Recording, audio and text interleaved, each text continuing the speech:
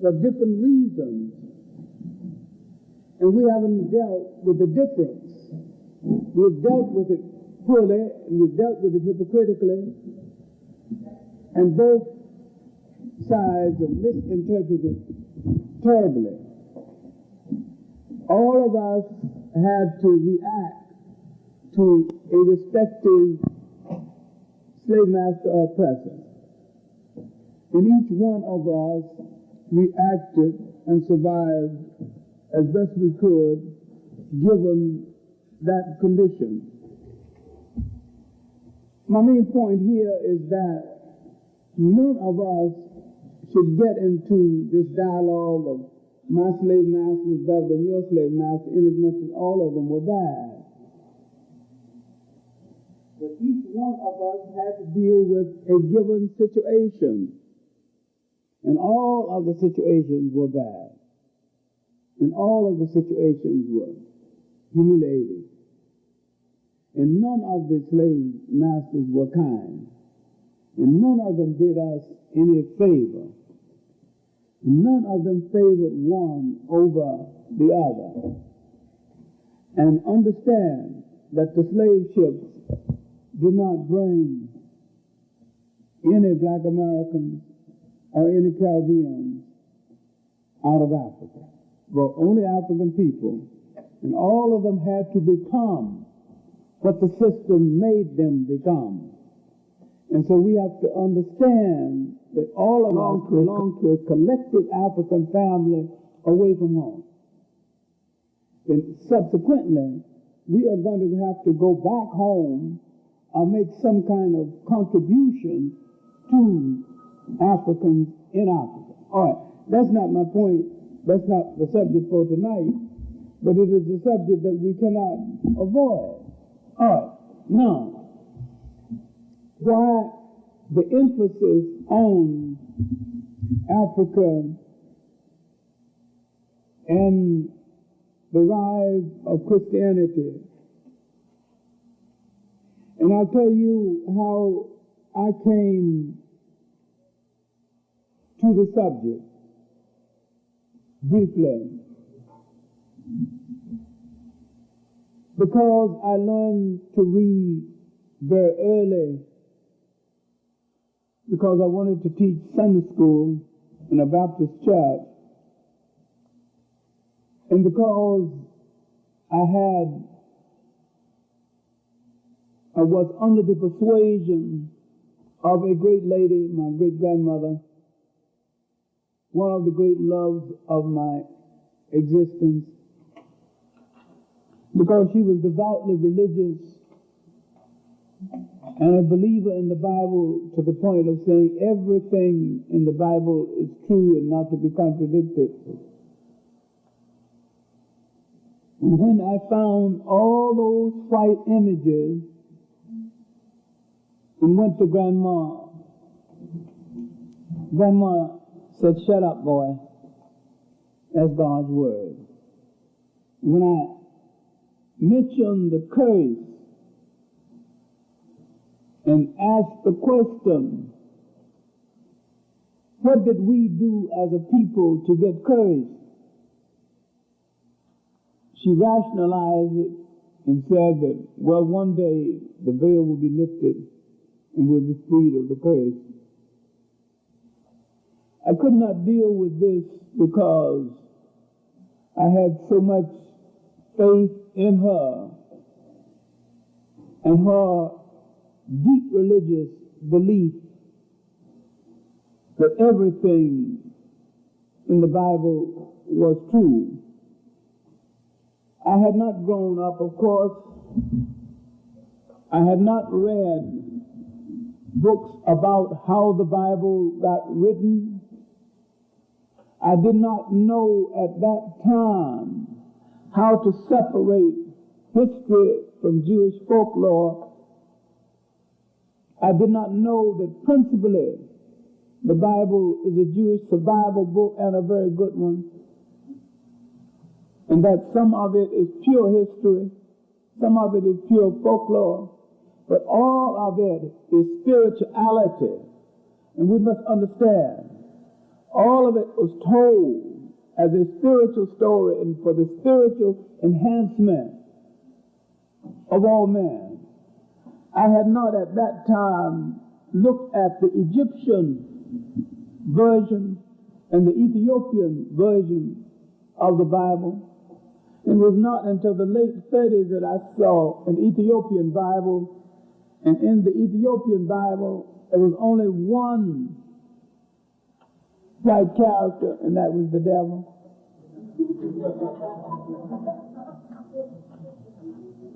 I had not at that time been exposed to all of that, or the literature concerning the religions of the world.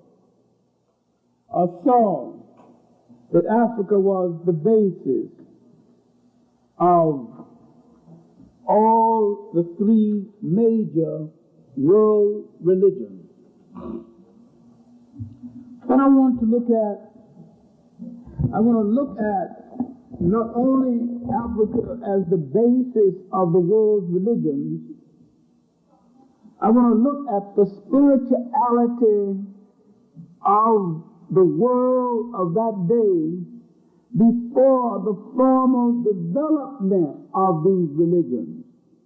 Because these religions were developed out of the spirituality that existed at the time. And that the spirituality at the time and the religions at the time was not a weekend thing. It was an all-conclusive thing, that it embraced the life of its inheritance. To such an extent, your religion determined your dress, your marriage, your diet. It determined where you lived. It determined the totality of your life. And it was not a partial thing in your life. It was a total thing in your life, as your choice of spirituality supposed to be. Western man made it something that it was never intended to be.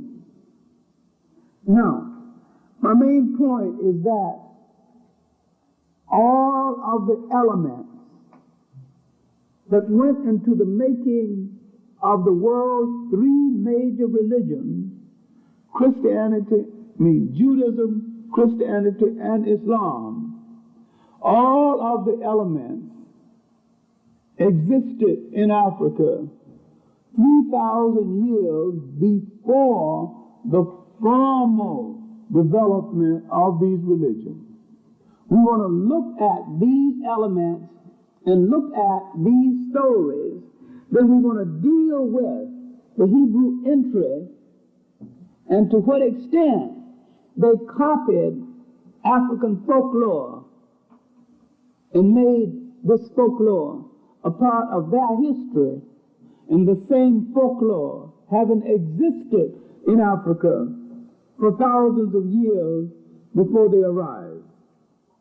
Now, what you have to look at also is the fact that we are talking about a period in the history of the world when there was no such thing as Europe. It's hard for you to believe this, and it is hard for you to understand that for most of the existence of the world, for most of the time, man has been functioning in the world. There was no such place as Europe. Now, we're looking at civilizations that existed before the creation of a place in Northern Asia called Europe. That is not a continent. What you have to understand is the impact of the glacial age. And the glacial age hit Europe. For most of the existence of these early civilizations, Europe was an ice cap and was uninhabited. It was only after the melting of this ice that people could go into Europe and form a civilization or a way of life. And these first people were Africans.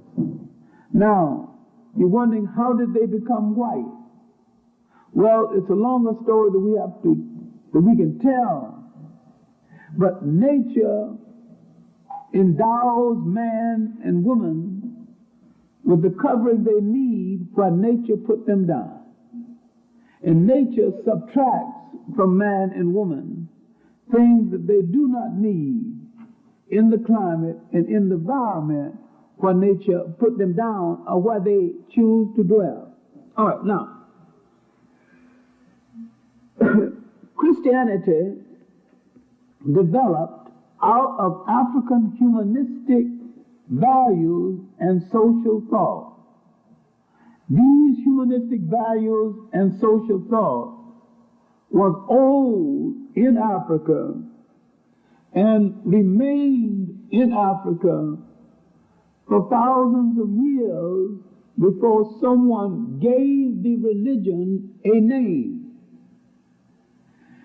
In other words, there was probably more Christianity before someone decided that it should have a name, and they put a name on it.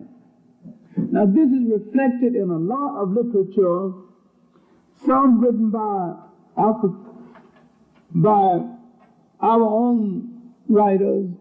John Jackson's Pagan Origins of the Christ Myth, where he traces the concept of Christ in 26 civilizations, all 1,000 miles apart.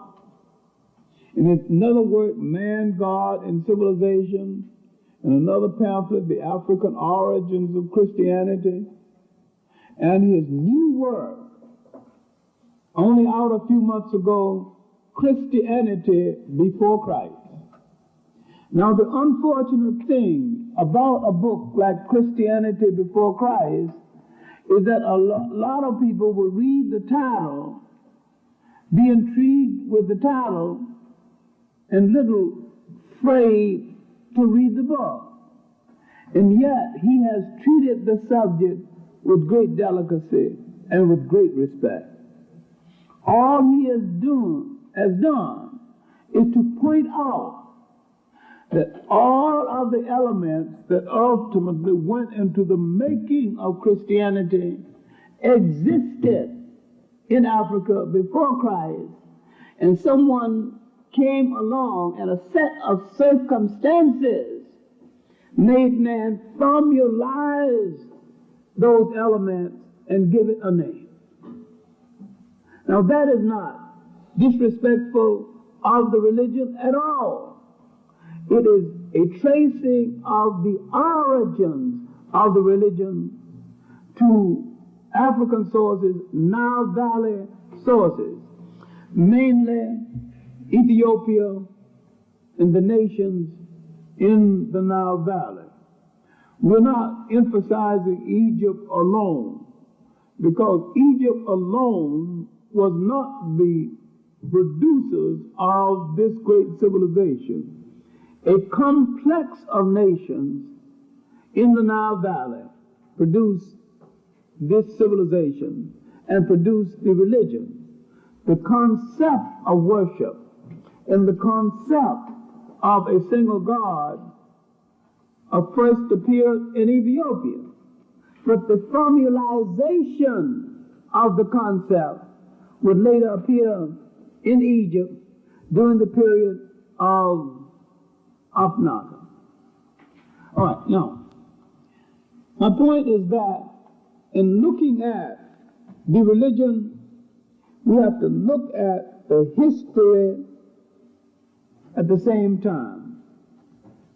And we have to look at some of the literature around it, especially John Jackson's work, Ethiopia and the Origins of Civilization, and the Pagan Origins of the Christ Myth, and other works, including the later work on the African origins of Christianity. All right.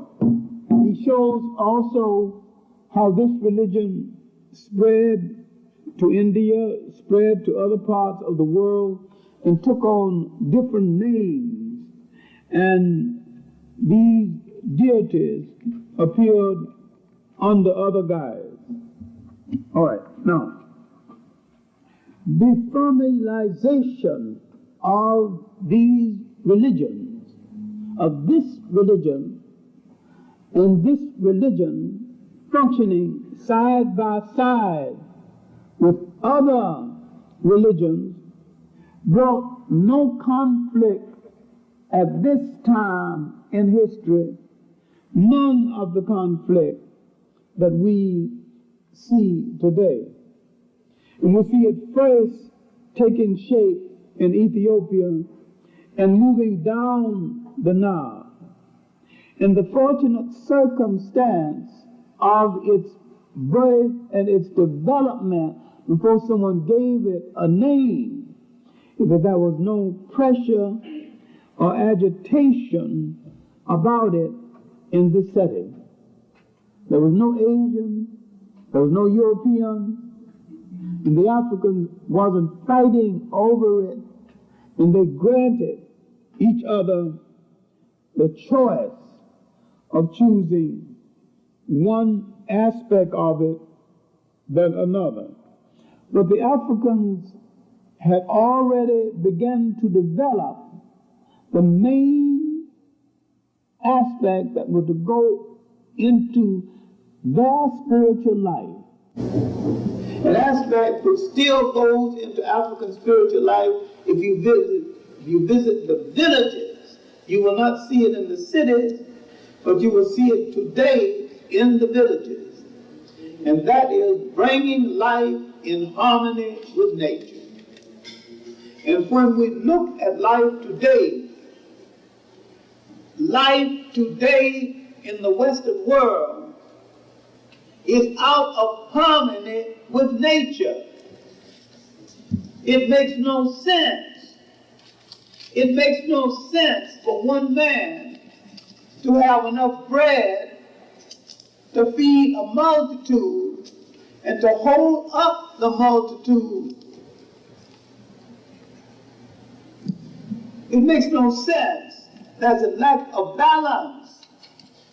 But Africans had a society where each man gave and each man had according to his needs.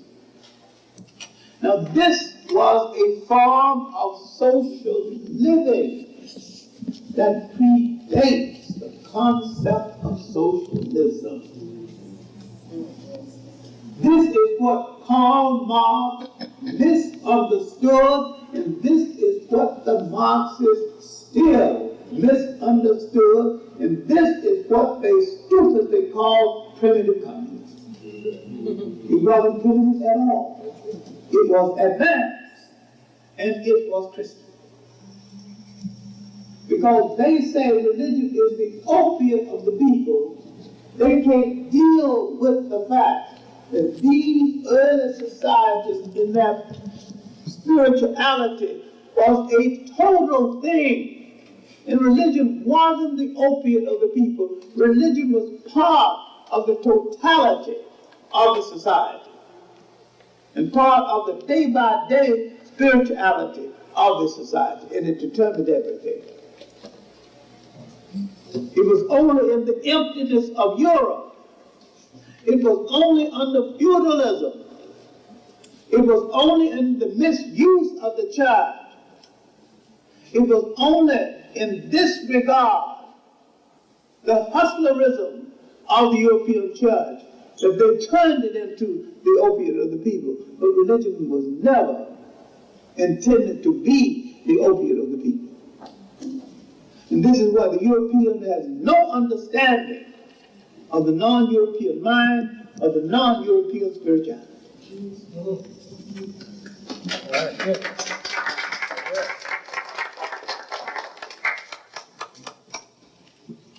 early religions were not hurriedly brought into being or hurriedly changed. They stayed intact for years.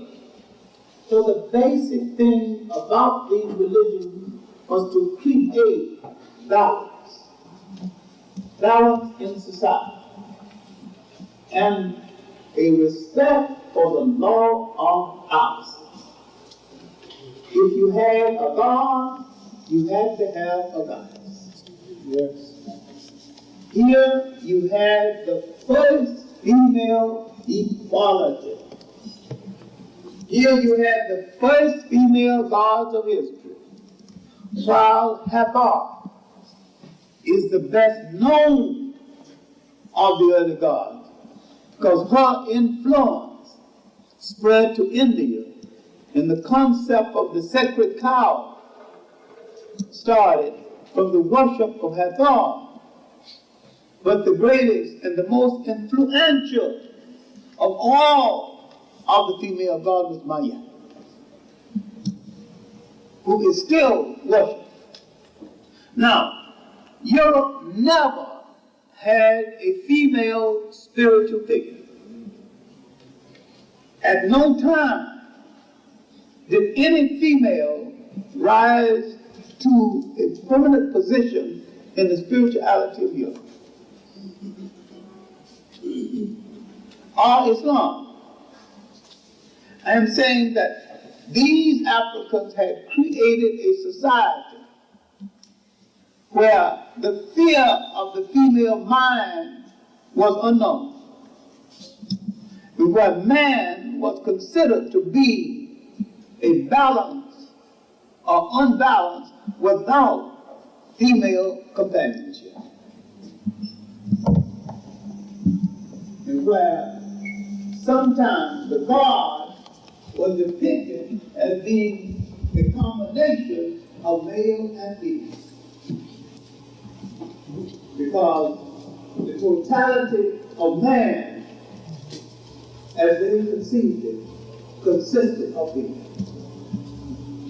Now, this humanistic way of looking at life and looking at people brought into being a concept that is still practiced in Africa, and that is the concept of a matrilineal society. The concept of a society where the lineage comes down through the female side of the family. In most African societies to this day are matrilineal as against patrilineal. And every invader, and the last of the massive invaders who tried to change this and succeed in changing it in one part of Africa, especially the East Coast, would be the Arabs. Now we will talk about this when we talk about African rise of Islam.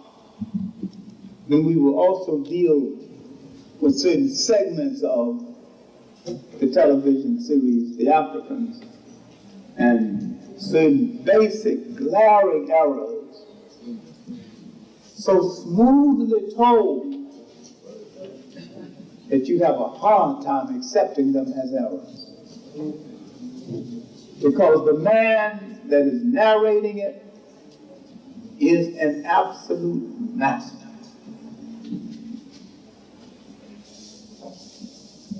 He has been at the game so long, and he is himself half-African.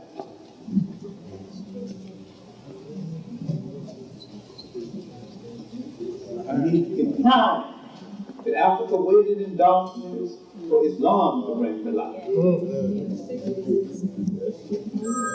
And he's not the only one, because I've heard it reflected right here.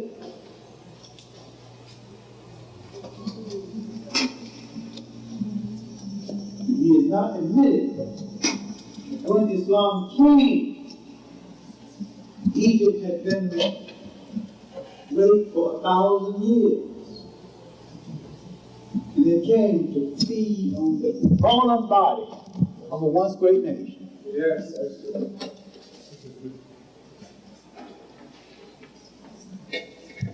Of course they brought a new religion. And of course they brought some order in a language. But like all invaders, ultimately they did more harm than good. And what you need to do is to look at Africa and look at the difference between history and folklore. Let's look at African spirituality in the years before any invader touched African soil. No invaders, no outsiders at all. We're looking at the elements created in Africa that ultimately is going to go into Judaism, Christianity, and Islam. These elements, spiritual elements, created by Africa. And finally, the coming of invaders and what they did. Now, when people say that what they did in Africa, when someone said that they came to Africa and built the pyramids, the people who said they built the pyramids arrived in the 13th dynastic period. Most of the pyramids were built between the 3rd and the 6th dynastic period. They arrived over 1,000 years later. If they say they built bricks without straw, there is no record in African history that bricks were ever built that way.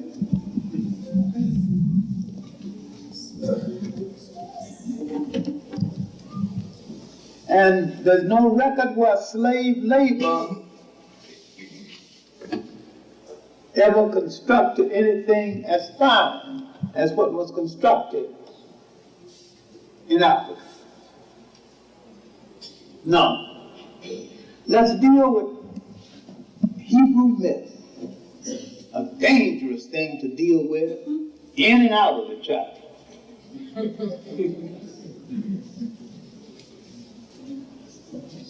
All right, they came in the 1700s BC. Inasmuch as so much of the Bible is involved with Hebrew myth, and so much of Christianity is involved with Hebrew myth, then let us deal with Hebrew myth. They came 1700 BC, escaping famine, a bunch of hungry people, Western Asian gypsies, looking for a home. They brought no spirituality to Africa. They brought nothing of substance to Africa. They came and they ate, they got the bellies full, they got land. Some of them married African women, Abraham being one of them. Misused her, literally discarded her.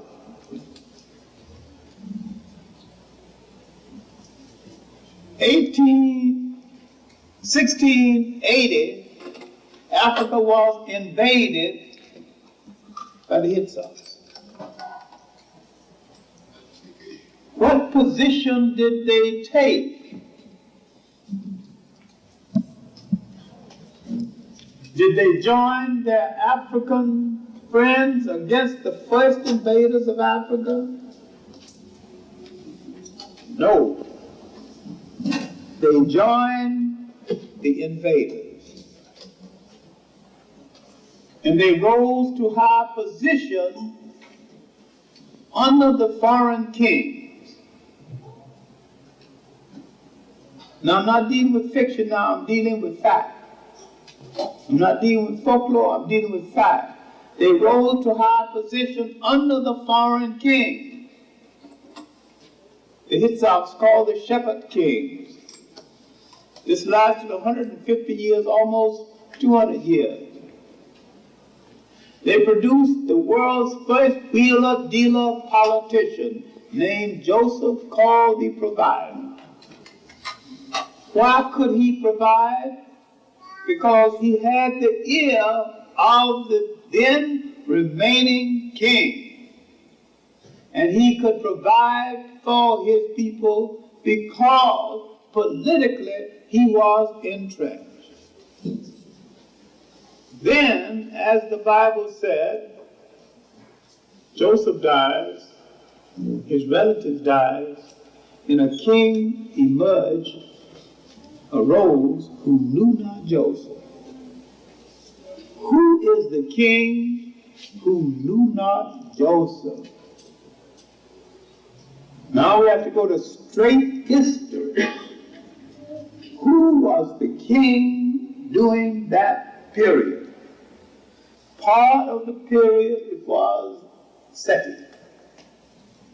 But the period of the so-called Exodus, I'm using my words advisedly, the king was Ramesses. Ramesses II. Now there's no record of any Pharaoh being drowned chasing in the Jews across any water. Now how do I find out?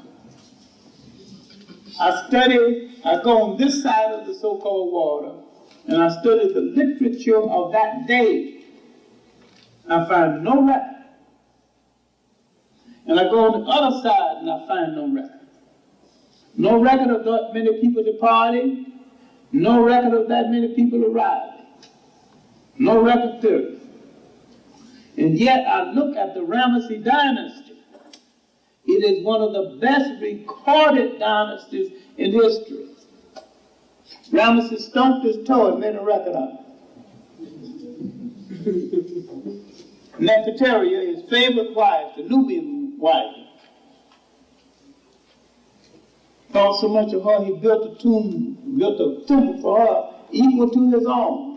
One of the most beautiful temples in the world and one of the finest temples ever erected in memory of a woman. She goes to visit her relatives in the Sudan, Kush. Comes home, he makes a record of it. And yet, 600,000 people depart from this country and there's no record. And what are we dealing with? Folklore? Or we're dealing with facts?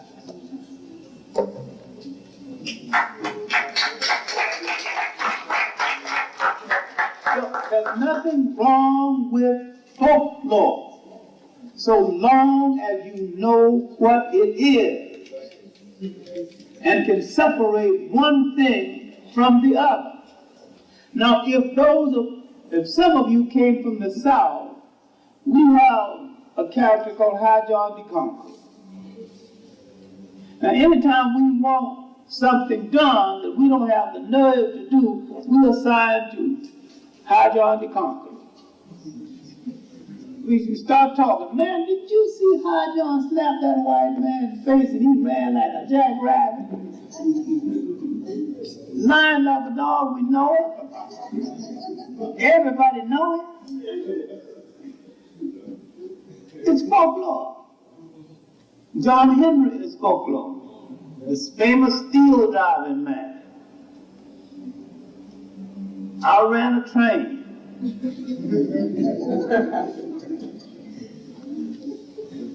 Stories told about John Henry. John Henry was one day old and woke up and people were all having a big feast, and John asked why nobody fed him. Did the family eat? Yes. John's family said, did you feed the dog? Yes. Am I as good as the dog? Then why don't somebody feed me? It's a total lie. John Henry is a figment of somebody's imagination, but at least we know that. All people tell stories to make themselves feel good, and there's nothing wrong with that, so long as you are clear about what you are doing. The Hebrews copied African stories to make themselves feel good and said that was us. Then we come down and believe it.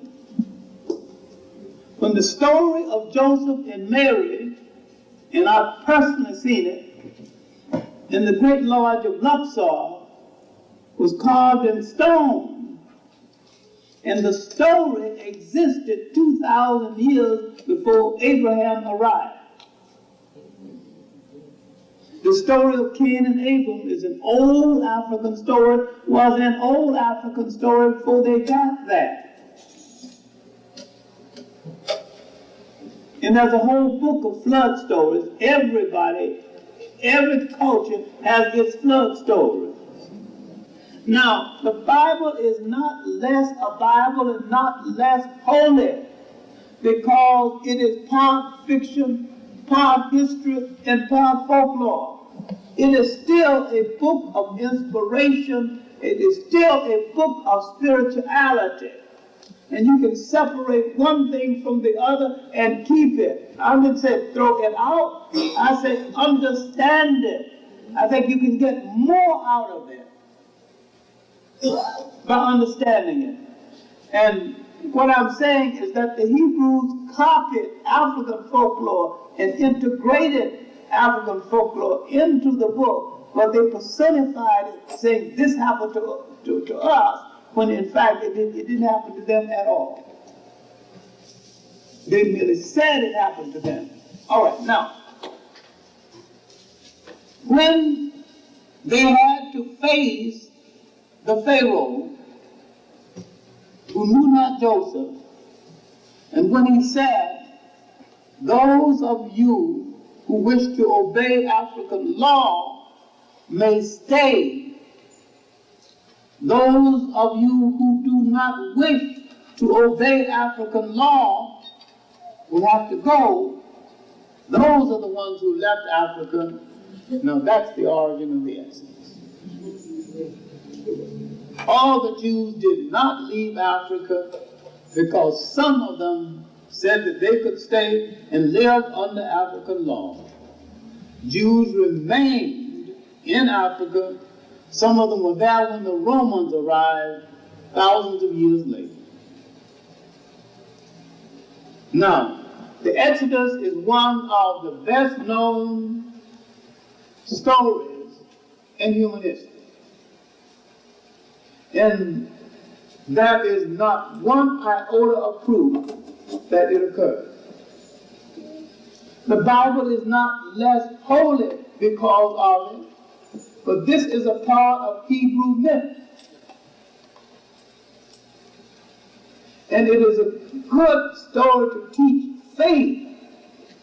Whether it is true or not, it is a good teaching lesson. Why can't we draw the lesson from it and stop worrying about whether it's true? Now, if you know the geography of Africa, you know that was a 16-mile land bridge connecting Africa with Western Asia. When the Jews came in, they walked in. They could have walked out. So they didn't have to leave by water at all. If they left by water, they would have to leave further down. And if they left that way, then they would end up in Yemen. It didn't go with the geography. Look at the geography. Look at where the land, this is before the Suez Canal. Thousands of years before. Look, the Christian story is one of the most beautiful stories in the history of the world, but you have to separate one thing from the other and keep the story. Don't throw out the story because it is mixed with a whole lot of things that are questionable. You can enhance the story by understanding it and understanding to what extent the story is embellished by folklore. All right, now, 670 people came in 70 Hebrews came in. 600,000 goes out and still leaves some. Would 70 people create that many people, even if they spent all time creating people?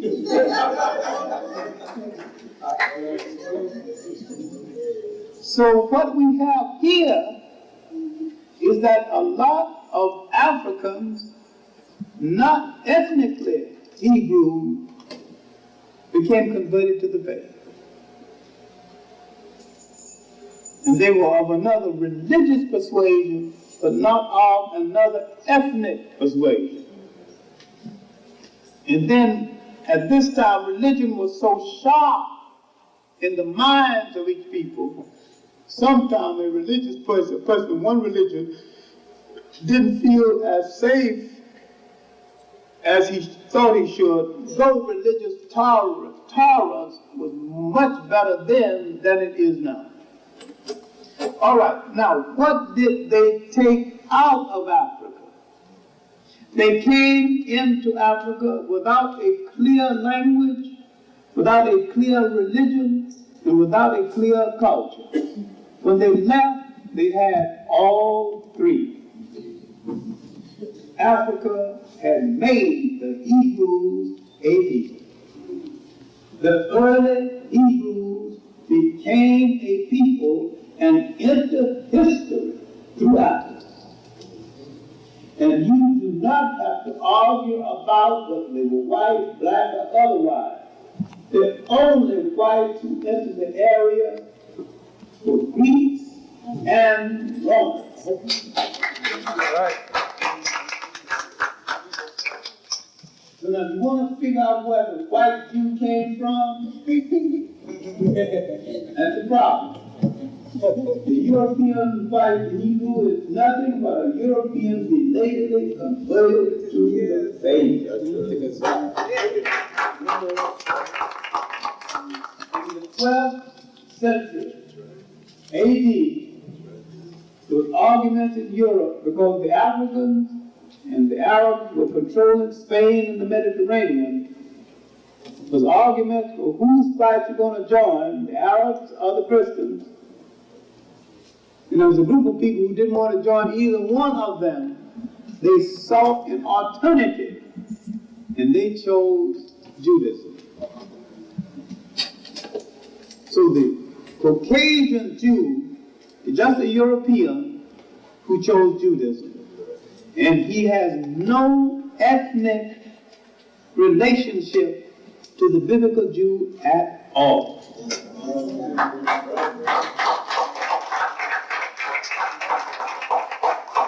Because there is no proof in existence that any of the biblical Jews were white. Any at all. Now, what you have to deal with in dealing with the Hebrew myth is with all they took out of Africa, with all they did in Africa, that after the so-called Exodus, with the destruction of the Canaanites, when they went to Babylonia, they looked over that history and rewrote that history to justify what they had done to the Canaanites. So they had to make the Canaanites villains. And so that God, Yahweh, had to endorse it. And he said, when they went to slay the Canaanites, came back, have you slain all the Canaanites? Yes. Have you slain all the Canaanites? Have you slain their dogs? No. Go back and slay their dogs. So now you see the revenge motive, the vindictive motive, integrated into the religion. The Europeans would adopt that with no appreciable understanding of that. But there is no time in our history. If anybody knows anything to the contrary, let me know. There is no time in our history or they have been on our side in any great crisis of our life. And there's no time when they have hesitated to join our enemies when it was to their benefit to do so. We took them into Spain, and when we lost power in Spain, they helped to found the Dutch East India Company.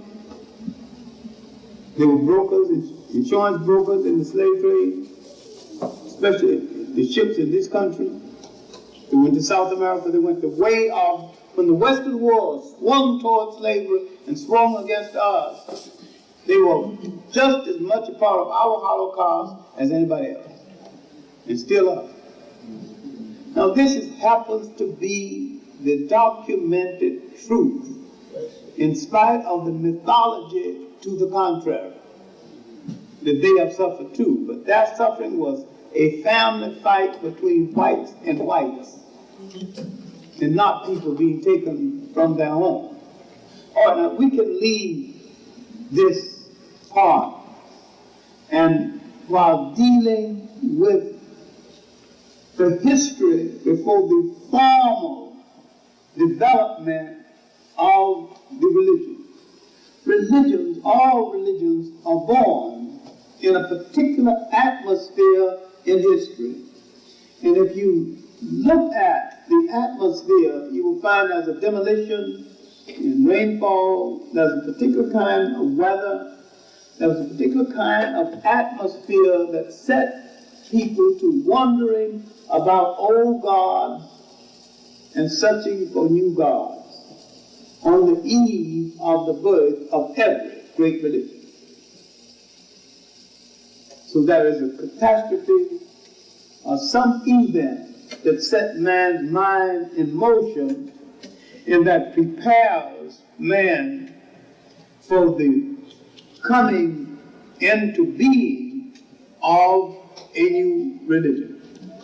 Now, when these invaders had hit Africa, and when one after the other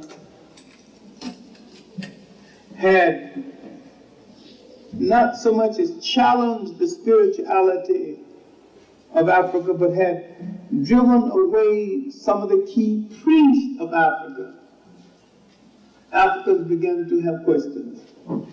And one of the most disastrous of these invasions was the invasion by a king named Cambyses, 550 BC, from Iran, after the invasions by the Assyrians.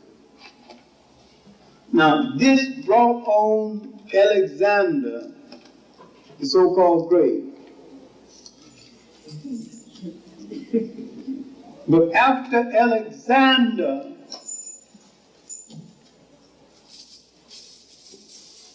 the Romans began to covet a city called Carthage. And the Romans' desire to control the trade of Carthage eventually led to the destruction of the city. I'm coming to Christianity. You might think I'm away from the subject, but I'm not. The Roman tax collecting, Roman brutality, Roman rule in North Africa and in Western Asia made the Africans and the Asians question old gods and seek new gods. So the Romans played a major role in bringing into being the African concepts of Christianity that was later developed into a Western concept of Christianity. But the Western concept of Christianity is not even Christian at all. It is a political mechanism called Christendom. And don't get it confused with Christianity. because it's not Christianity. The European wouldn't even dare practice Christianity or democracy. It's against its temperament. Now, when the Roman tax collecting and brutality began to make people look into that folklore, the story about a Messiah, the story about a child born in a manger, all of these were folk stories that existed before the child was born and before the coming of the Messiah. Now, they would place human beings bodily inside of those stories. And they would identify a child being born and say, that's the one we expect. Whether it was the one or not, that's neither here nor there. But that's the one they were willing to accept as the one. If that's the one they were willing to accept as the one, then that was the one for them. So they settled it. And they settled it for the age. All right, they identified that. All right, now we take the story of Joseph and Mary. Why were they going to be counted? Roman tax collecting again. They were going to be counted so the Romans would know how many heads to tax in every town and every village. So the story of Joseph and Mary is a tax story, a Roman tax story. I'm saying the brutality of Roman tax collecting drove people to seek a new religion and to seek a Messiah.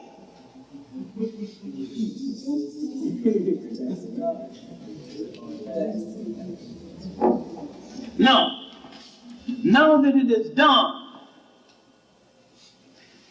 the child has been born, the people's attention turns partly away from the event, but the people's attention has to be paid to the fact that they are occupied by Rome. They're under Roman domination. The Romans laughed at this new manifestation of a new religion. They're still hanging out with Zeus. This is their God. Yes. Breathe thunder. Yes. And glorify murder. Hitler called for the return of Zeus. Yes. He said he wanted a God more suitable to the temperament of the German. And he was right. Gods who breathe fire more suited to the temperament of white people, because that's what they try to do. Breathe fire. Christianity is at odds with that temperament. Was from the beginning, still is.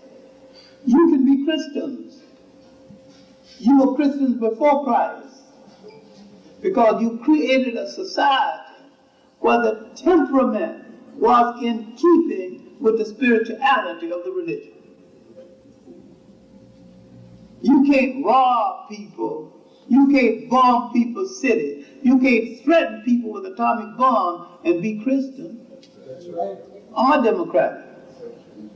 And you can't do this and say you created a civilization because your act is uncivil.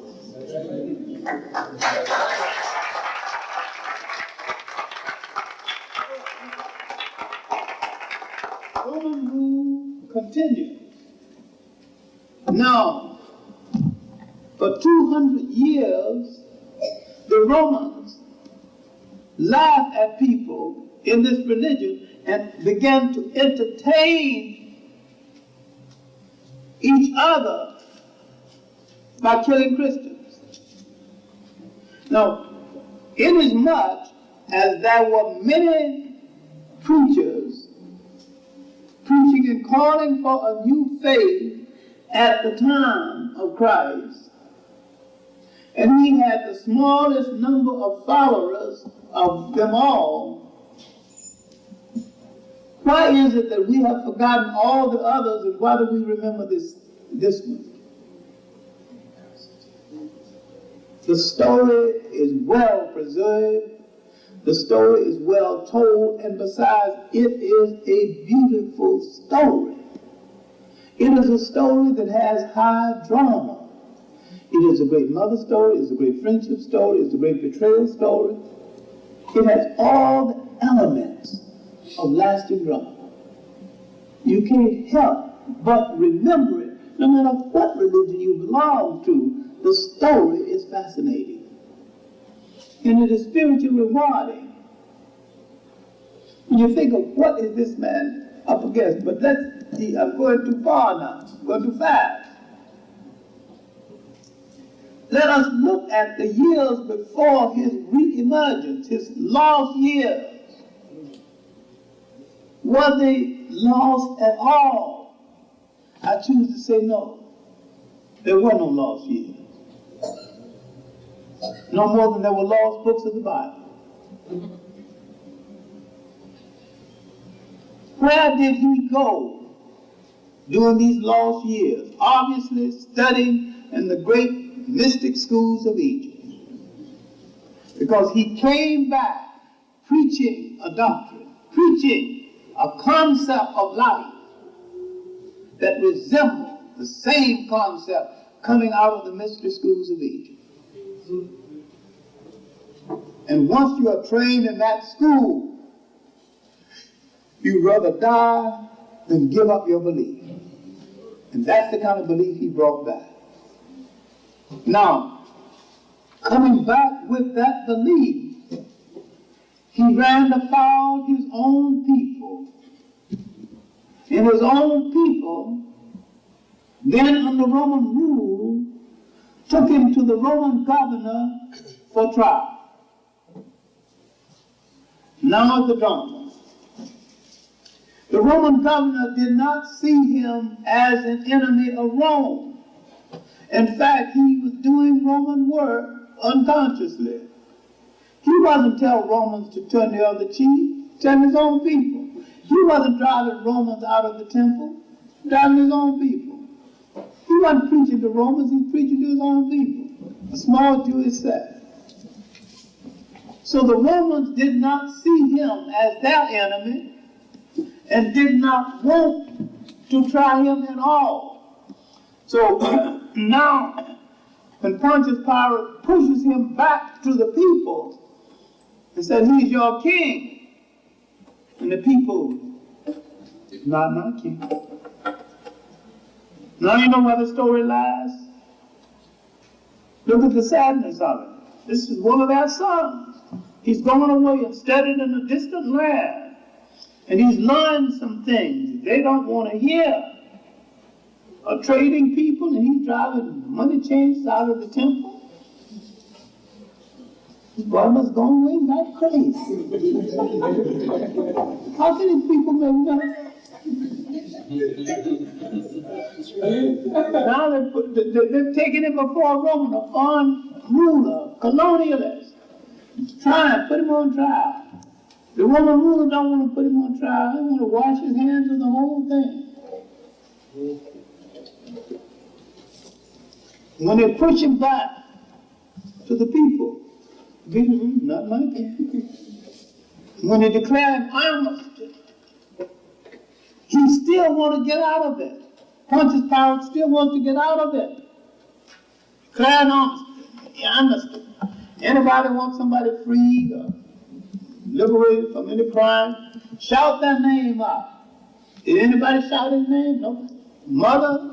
What happened to the disciples? Nobody shouted his name? You think 12 disciples could form a chorus and at least shout to say free him? Whose name did they shout out? Robert, a romantic thief. Now you can see how the story lives. It lives in its sadness. It lives in its betrayal. It lives in its loneliness. You can remember that. These things, if these things happened to the other preachers, no one put it down. No one dramatized it and left it for us to go over again and again. We feel a tug at our hearts. Why did this? But nobody helped this man. Now he goes up the hill to Calvary. All those people, and he's emaciated, weak, struggling with the cross. Nobody helps him. Then who comes out to help him? Simon of Cyrene. And who's Simon of Cyrene? An Ethiopian. Look at the symbols. An Ethiopian on his day off, a servant, on his day off, should be minding his own business, get a little rest.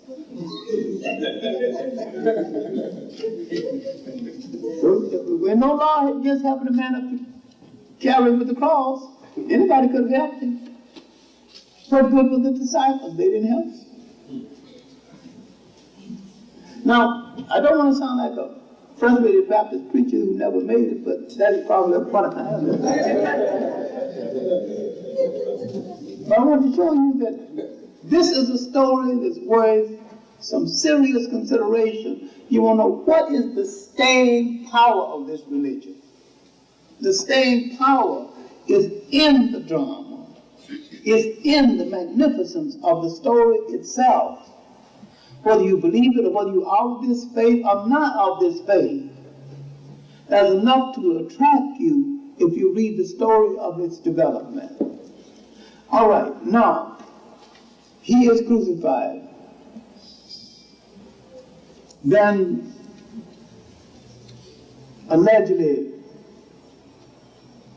the body is taken from the cave. Now, in all gods of the world, no one ever finds a grave. No one found Muhammad's grave. No, you don't find the graves of gods. That's a rule. That's a rule of thumb, universal. They ascend or disappear. That creates a permanent mystery around them. That's how they remain gods. The element of mystery is there forever. All right, now, the teaching continued. The Romans continued to persecute Christians and continued to laugh at them as being weak. But what you have forgotten and what has not been well recorded is that the literature of the Roman arena has been recorded. But the literature of the African Christian being killed in the amphitheaters of North Africa has not been recorded. Then, finally, one day a Roman emperor looked down in the arena and saw his uncle join the Christians willing to die for the faith. He said, well, he's crazy anyway, so let him know. Next weekend, he looked down and he saw his wife and child. So stop the show. If this religion has taken on to the point where it has invaded my family, then it requires some investigation. Now he's wondering what to do with this religion. In the meantime, a degenerate emperor of the Eastern Roman Empire who never joined the church, Constantine, began to call councils to examine the faith. He would make Christianity the official religion of the Eastern Roman Empire, and subsequently it became the religion of the whole Roman Empire. Now the political Roman Empire is dead and the Holy Roman Empire has started. The assumption was that Christianity would halt the decline of the Roman Empire. It did not. It hurried the decline of the Roman Empire because the religion was then and still is at odds with the temperament of the European. He could not live and hold power or trample over people the way he does and obey a religion of that sort. And still can't do it. Now, he's facing this conflict with the religion. He is publicizing the fact that he is invincible. Now, St. Augustine, the African father of the church, is appraising the religion after the councils set up by Constantine. It was not just one meeting at Nicaea, several meetings at Nicaea, but the first one, 332 AD. But after these councils, the Romans are already weak, but adopting the religion as a crutch, trying to hold on to Roman domination. They were so weak earlier, they had appointed an African emperor of Rome, Septimius Severus. There were several African emperors, Caracalla being one of the last and the most colorful. Septimius Severus, 198 AD. He was the ruler of England as well as Rome. He was the one that said that the British were so backward that they won't even make good slaves. He thought they were hopeless, utterly hopeless. He believed in the soul food of that day because he couldn't stand British food. I can understand that now. He couldn't understand Roman food. He took us, everywhere we took us to African cooks and kitchens with him. You know, have his food properly prepared in the soul food of that day. But now, when the church became weak again, even before St. Augustine and after St. Augustine, the Romans appointed African popes, 3 African popes. The one that we need to remember now, because I think if he was around now, he'd be having some difficulty. Tertullian, a great writer. He was the one that coined the phrase, "Vanity, vanity, thy name is woman." He'd have his head, he'd pull that now. But while the African popes headed the church, the Romans ruled the popes. The councils ruled the popes. Now, Rome is continuing the mismanagement of the religion. Rome has declared war on the African Christian for the control of the religion. Because Europeans want to control every facet of power, no matter what they say they believe politically, they want to control. And everything that comes from the European's mind meant to facilitate European control over the world. And if you understood this, you'd understand Marxism. It's just another element of European control. And if you want a Marxism that's not under European control, then you will create it yourself out of African communalism and African social living, as against created African socialism out of African socialism. Created socialism out of African socialism. That was far more pure than anything Karl Marx ever advocated anyway. Now, I'm not against socialism, but I'm against an artificiality of it, because African social living was closer to Christianity. He actually did what Marx advocated. He actually did. This is why there was no feudalism in Africa, because land was the collective property of all people, and nothing that could be deeded to any one people, any one person at the expense of the other. All right, now, I'm trying to wind this down, but what you have to understand is that the continuous Roman mismanagement in North Africa led to massive killing, because the Romans had such killer instinct They not only violated Christianity, they violated basic elementary decency. They killed the animal life needlessly until the food supply was gone. And when they destroyed Carthage, they plowed salt into the earth so the plants would grow. That was the Asian orange of that day. And that the killer instinct in the European has always been there and is still there. Yes. But the Romans continued until about 450, a group of Germanic people called Vandals hit the Roman Empire. The Romans had spread propaganda that they were invincible militarily. But what they forgot about the Vandals is that the Vandals not only didn't read the propaganda, couldn't read anyway. And the Vandals, after the Vandals hit the Romans was nothing military.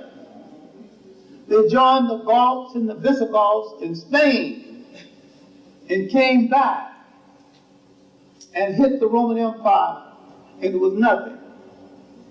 And they added a word to the language, vandalism, destroy everything. That's where the word came from. The period of the Vandals, so the period of the decline of the Holy Roman Empire and the mismanagement of the Holy Roman Empire. Now, with war declared on the African Christians and the African Christian leadership, with the priests of Europe, with the priests of Egypt now out of commission or out period, with Manetho, the last of the great priests who wrote the chronologies of Egypt, dead, he began to mislead the Romans at the end anyway, because he got tired of them misusing the history of his people. With this gone, a war started between Byzantium, the Eastern Roman Empire, and the regular Roman Empire. This war and the mismanagement of the religion and the misuse of the religion wrecked the structure of North Africa. And finally, a camel boy delivering goods between the masters and other ports called for reform. And having failed to get reform, called for a new religion. That new religion, Islam, with African military might, particularly Zayd bin Harith and Bilal, and with the help of Ethiopia, drove the Europeans back into Europe, where they went into what they call the Dark Ages or the Middle Ages. But this new force in the world would stay the hand of Europe for 1,000 years. And the Africans joined this new force that was good and bad. Christianity had been born by the Africans in peace, in love, and in decency, and great spirituality. The Europeans took it over and had killed its true meaning and opened the door for a new religion. And I'm saying that both Islam and Christianity need to be examined in this regard, because it will be the role of the African and the role of the African alone